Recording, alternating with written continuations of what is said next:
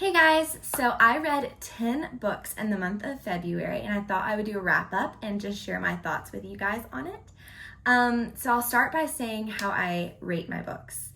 I give 5 stars to books that I can pick back up and reread immediately after I finished. It was just that good and I love the characters and I love the story that much that I want to dive right back in. Then my 4-star books are books that I really, really liked, and I think eventually I could reread it, but maybe not immediately. And then I go down to my 3-star books, which is a book that I enjoyed. It was a good book, but I'm probably never going to reread it again. But I did enjoy the process of reading it. And then my 2-star books are books that I did not really enjoy and I will not be rereading. And I never give a book 1 star. So now that you know that, let's dive right in. So the first book that I read was City of Bones. And this book is what got me like really heavily into reading whenever I was in middle school or so. I just fell in love with the world and with the characters. It's about this girl who turns 16 and goes to this club and basically finds out that there's this whole other world that she's never known about. And her mom gets taken and she has to try and figure out basically what's going on. She meets these really interesting teenagers who have all these tattoos and just starts finding out more stuff about herself. And I just adore these books. 5 stars. I give it 5 stars every time. I've read this book series probably the first 3 I've read a bajillion times, but all together I've probably read the series 4 times. So 5-star book. I would recommend you starting if you're trying to get into Clare, or Cassandra Clare, not sure how you say that. If you're trying to get into her though, I would start with this series. A lot of people say to start with the Clockwork trilogy, but I just feel like this is the better one to like introduce you to the world. I think this is the first one that she wrote. So I would highly recommend starting with this one because the world is massive, but I love this series, 5 stars.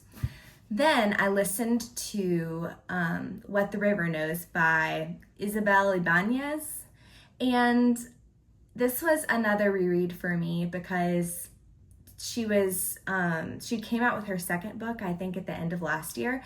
And so I was prepping myself to listen to that one as well and wanted to go back and make sure that I was caught up on everything before I went to the 2nd one. And I think that book is just great. It's not really a fantasy book, but it has magical realism in it. And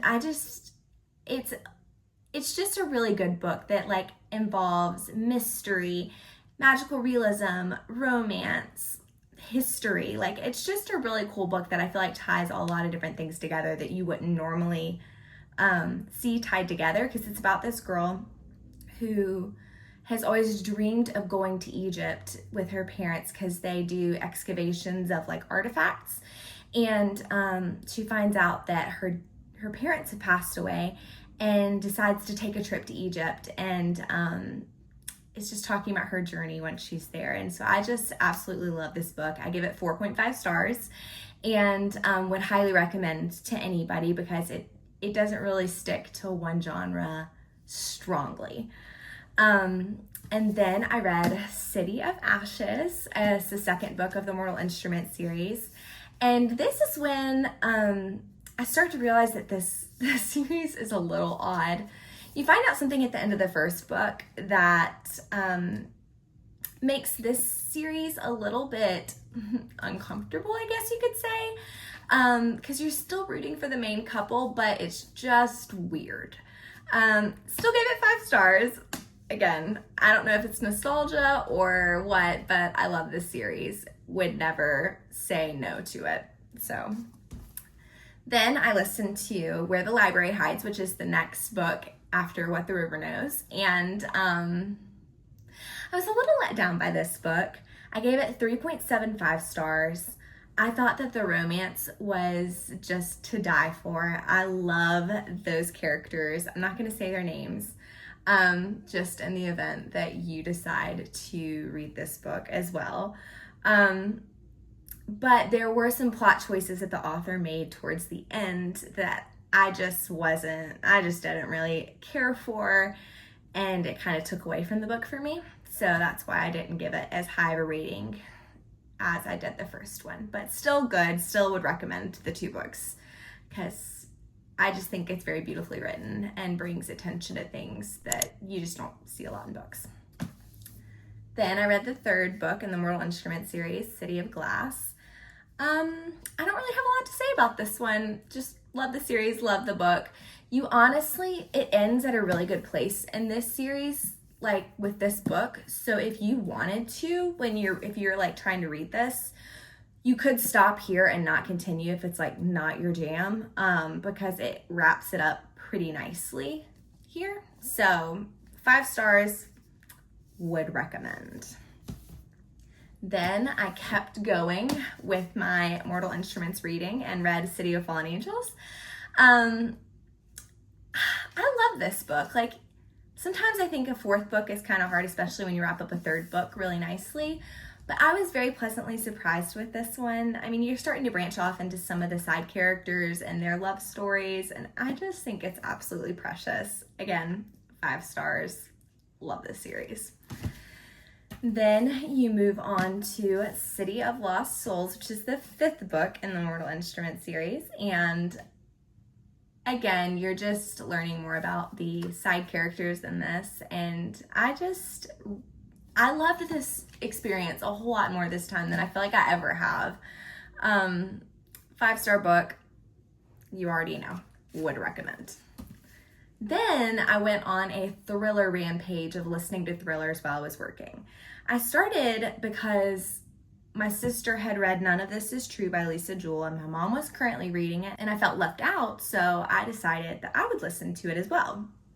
And this book has been really hyped up. It's about these 2 girls who are birthday twins, and one of them runs a podcast, and the other one wants to be on the podcast because she's about to change her life. And it's just following the storyline of that. And with thrillers, I'm always expecting some massive twist. And I was just let down a little bit by the twist in this one. I think I gave this book 3 stars. It just was not a great book. It was like amping up to be such a good book, and I had all these theories as to what was gonna happen or what had happened, and then it got to the end and I was like, oh, okay. And so like it just didn't hit for me. So again, 3 stars. I don't know if I would recommend it or not. Probably not. Then I listened to The Silent Patient because I was watching a Haley fan vlog where she was talking about reading that book and how good it was. So I was like, I'll try again. Like, it can't hurt. And I listened to this book in like one day, which I don't know if it was because I just didn't have anything else to do or it was good. I'm not really sure. But I will say the ending shocked me. I got full body chills and was not expecting it at all. I'm pretty sure I audibly gasped. I'm still like, that's just crazy. I gave it 4.5 stars. It's about this psychotherapist who is going to talk to this patient who has been silent since she murdered her husband. And I guess is trying to get her to talk again and get to the bottom of it. And I just thought it was great. I've read a lot of reviews saying that they felt like the author had a lot of plot holes and things, but I'm here for the vibes, and the vibes hit, so I'm not complaining. And then I finished off February. I actually finished this book on February 28th, the 6th book, City of Heavenly Fire. She is massive, but I flew through this surprisingly. Every other time I've read this, I've been so tired of reading this series that it just took a long time to get through this book. But this time around, I don't know what the deal was, but I was all over this. And like, I was so much more attached to the characters. There's one thing in the end that happens, and I was on the verge of tears. I have read this book again, like 4 times.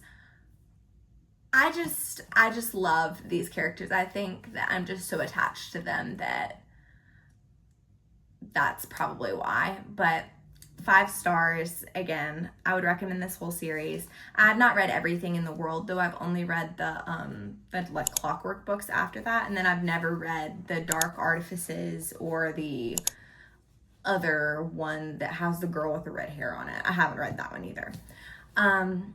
But yeah, that is all the books that I read in February. If you guys have any book recommendations for me, leave them down below. I would love to hear. I am always looking for a new book to read. And I will see you guys next time. I guess my next video will be my next reading wrap up. So I'll see you next month for that. Love you guys.